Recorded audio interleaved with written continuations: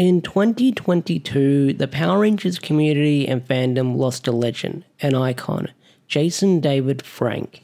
We all know him as his role as Tommy Oliver. It doesn't matter what era of Power Rangers you grew up with, Disney, Saban, Neo Saban, you probably remember JDF as his iconic character Tommy Oliver. Now, before his passing, JDF had moved away from Power Rangers, retiring the character Tommy Oliver and wanting to focus on his new project, Legend of the White Dragon. Now, the best way to describe Legend of the White Dragon is, and it's kind of a bootleg version of Power Rangers. It's sort of that tokusatsu adjacent, you could call it. It's not quite Power Rangers, but it looks like Power Rangers, if you know what I mean.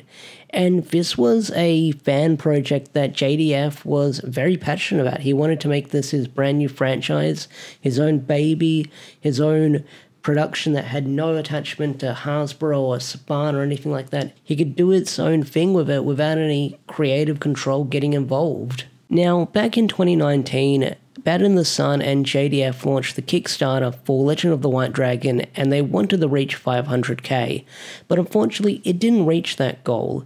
And a year later, they gave the Kickstarter another shot, and they actually managed to reach the 500k mark, which was kind of impressive for its time, because this was launching during the pandemic when not a lot of people had a lot of money, and people were uncertain about the future with what would happen next. So for this Kickstarter to raise 500k during the sort of hype of the pandemic is kind of impressive, I will say that.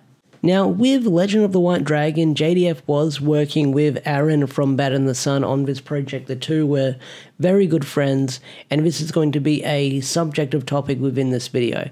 But JDF was working with Aaron from Bad in the Sun, and if you don't know who Bad in the Sun is, they're mostly known for such things like Superhero Beatdown and Superhero Beatdown. They're famously known within the Power Rangers fandom for doing the Green Ranger versus Ryu and the White Ranger versus Scorpion. Some pretty good videos, I will say that. I do like going back and revisiting them.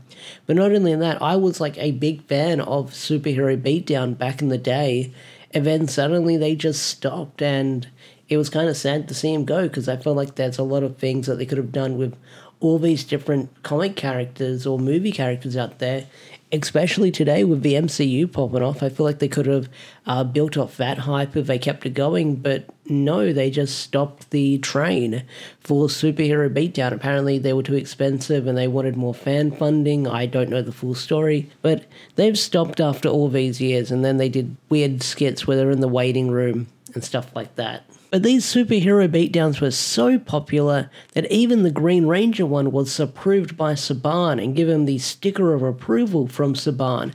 So much so that Saban and Bad in the Sun worked together to put the likeness of the Green Ranger Bat in the Sun suit in video games and future Power Rangers related projects. Keep that in mind. That's going to be a point of topic that we'll bring up later on in the video. Now, we all know that JDF unfortunately passed away in 2022, but Aaron did make a statement that the movie was 90% complete and he planned on releasing it.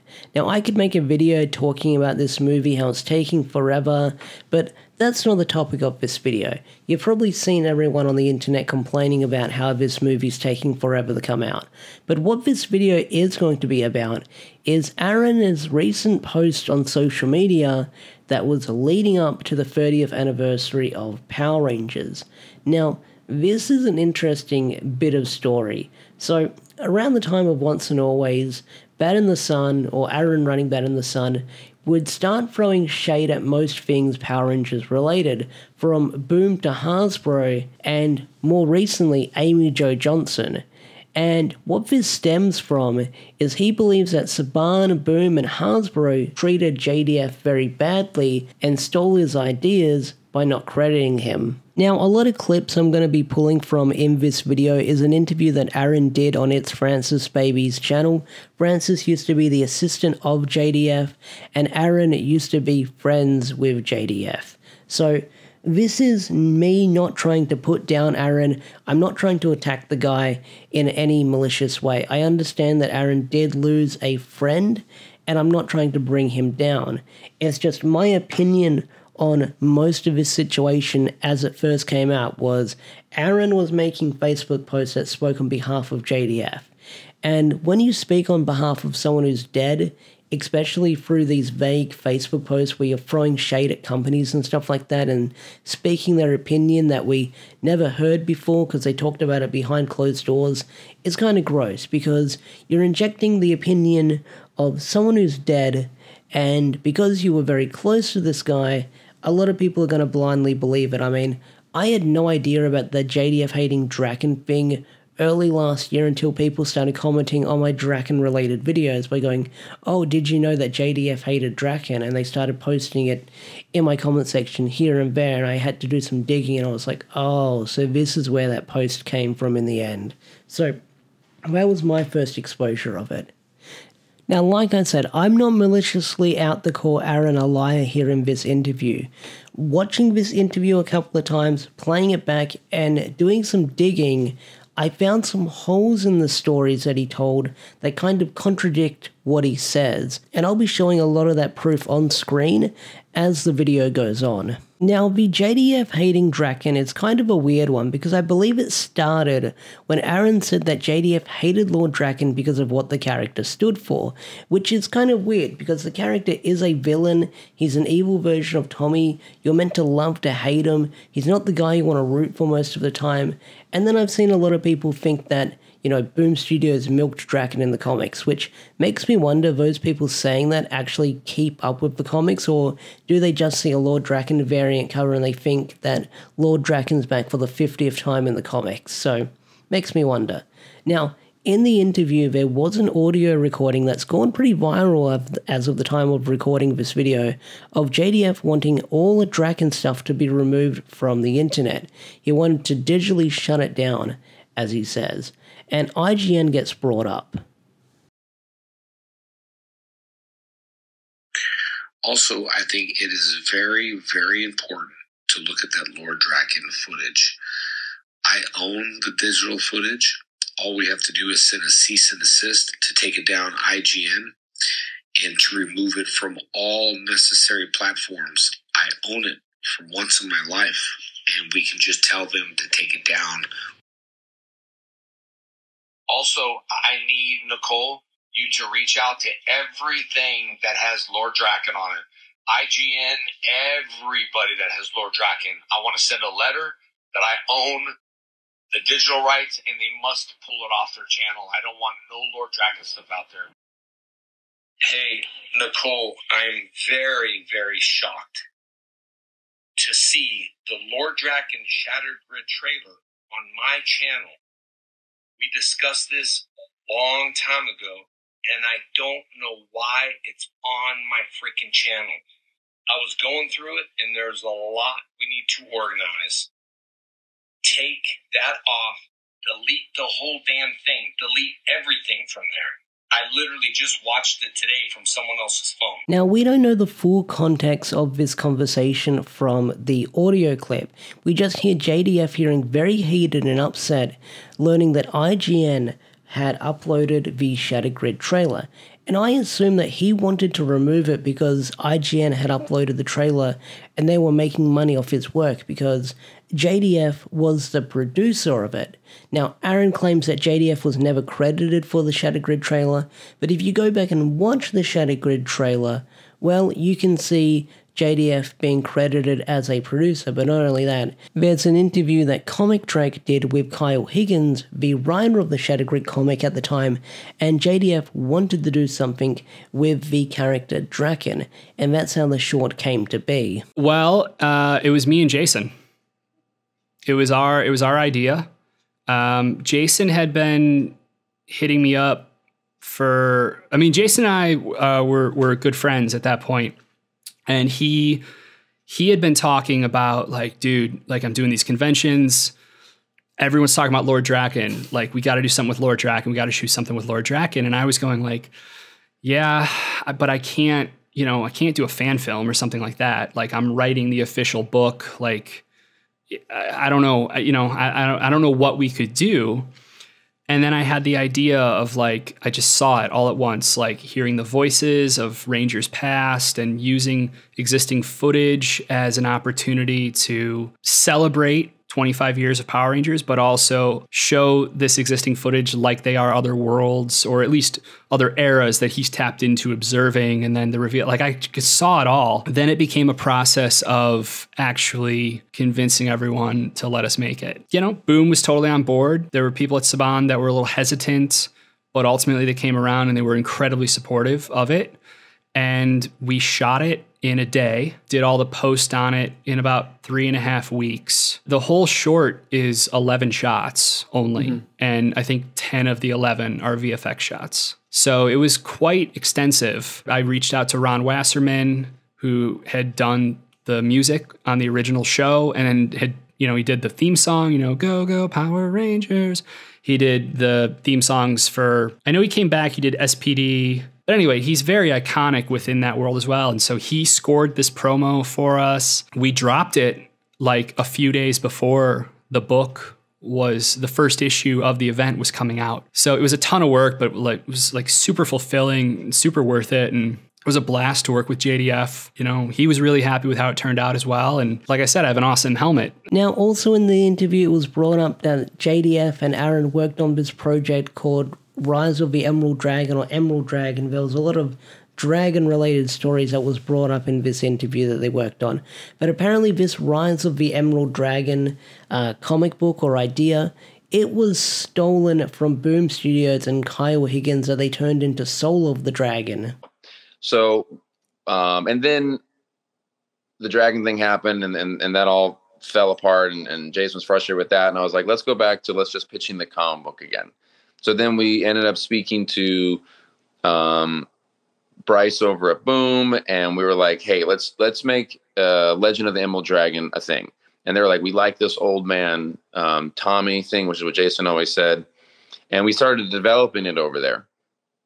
And then they brought on Kyle to write the story, and then we were going to get credited and all that kind of stuff because it was our story. And then the day of, they reached out to me and Jason and said, hey, we're going to press and we're going to announce the book tomorrow, but we have legally changed the story just enough to where we don't have to credit you guys. And then we're dropping it tomorrow. And me and that Jason, was Soul of the Dragon, correct? And that was Soul of the Dragon, yes. Now, if you own a copy of Soul of the Dragon, whether it be physical, digital, if you own a copy, in the last paragraph it says, from Kyle Higgins, artist Giuseppe Gaffro, and special consultant Jason David Frank, comes the final story for the history's mightiest Power Ranger.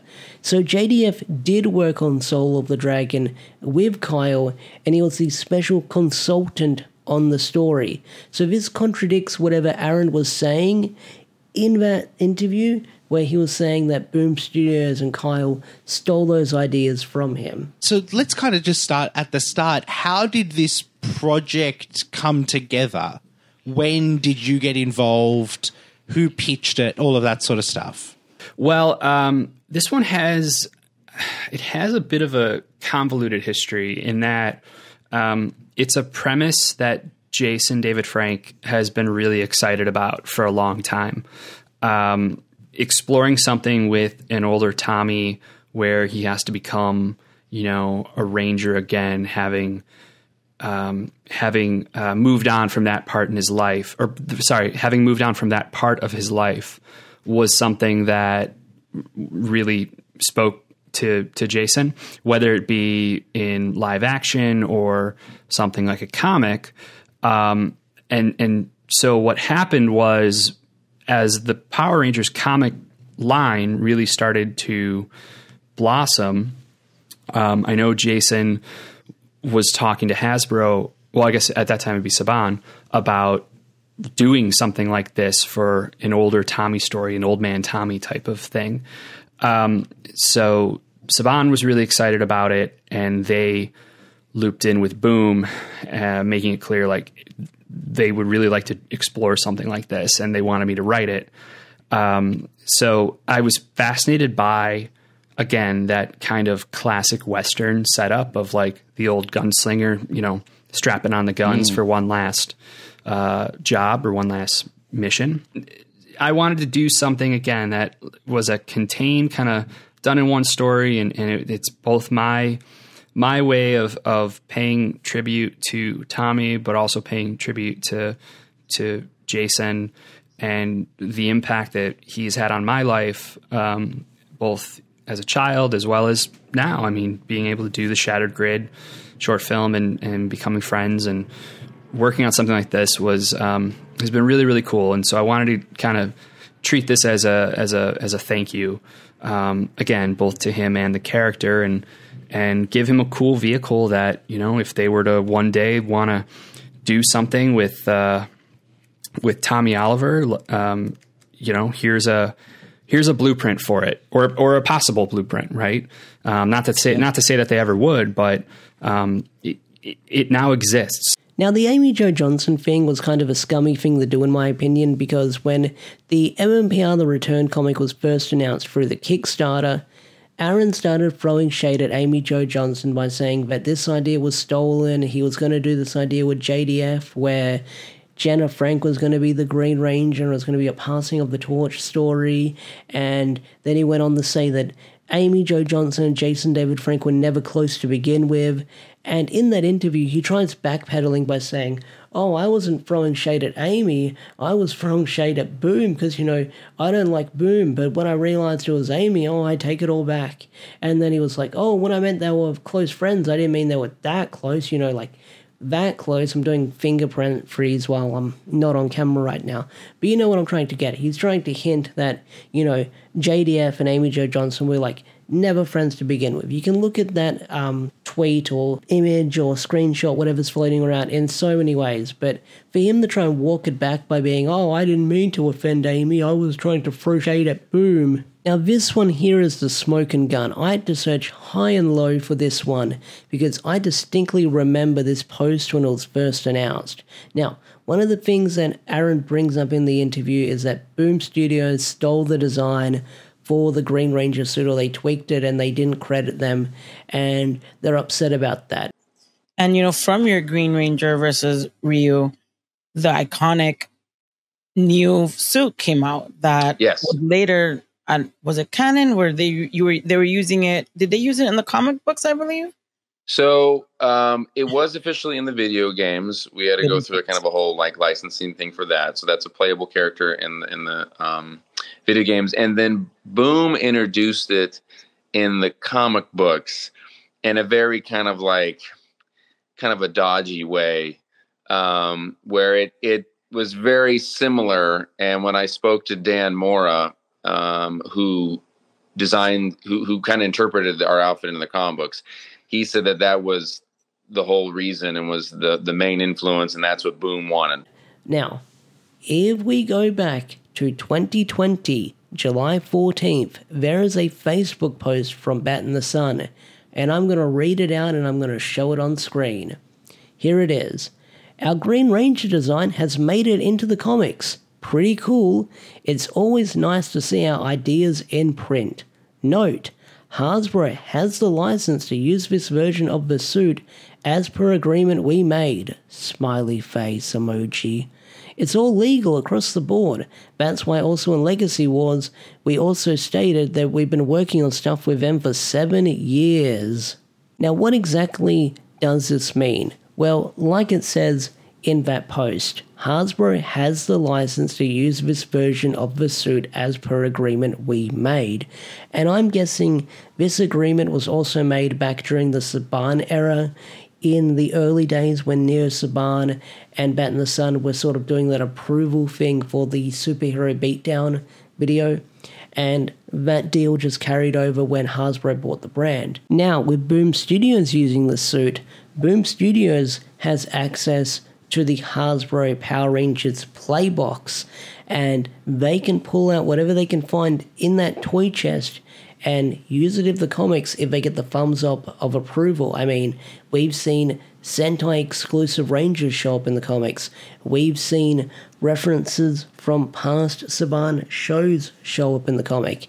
if they can pull it out of the Power Rangers playbox and they're allowed to use it, then they can. So that's probably the license they had. So yeah, I honestly don't know what else I've got to say in this video. I feel like I've covered everything I wanted to cover looking at my notes. So Aaron, if you're watching this video, hi. I don't hate your guts. I'm just very slightly critical of what you say and how you presented yourself online.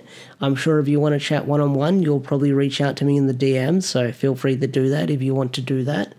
But if this video gets spun into me being a hater because I'm slightly critical, then so be it, it is what it is. But if you did enjoy this video, hit that like button, subscribe to the channel if you're new, and I will see you guys next time in the next video with whatever I plan on putting out next. I've got no idea. So I'll see you guys in the next video. Peace out, take care, bye.